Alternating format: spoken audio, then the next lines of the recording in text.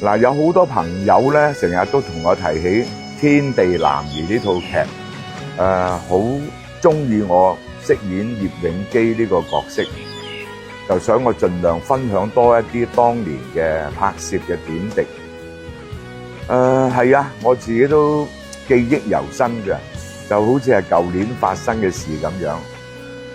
我喺麗的亞視工作咗10幾年，咁一直咧無線都有向我招手嘅。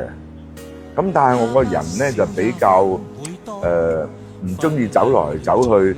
咁既然喺本來呢個地方都做得幾好咯，咁啊費事又跳槽啦。加上嗰陣時我拍咩《碧血青天楊家將》啊，《碧血青天珍珠奇》啊，洪熙官啊咁樣都拍得幾好啊。咁所以咧我就一路都好懶。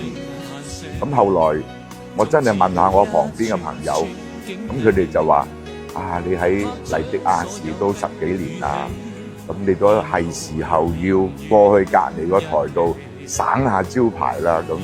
咁所謂省下招牌咧，就即係話過去同唔同嘅監製、唔同嘅導演、唔同嘅演員合作下，再加上咧實在嘅係嘅，當時無線佢哋嗰啲無論服裝啊、化妝啊、發射啊咁樣咧，都係比亞視好嘅。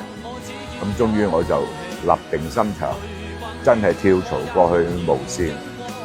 咁1995年咧就拍咗呢一套《天地男兒》嘅，咁好好啊！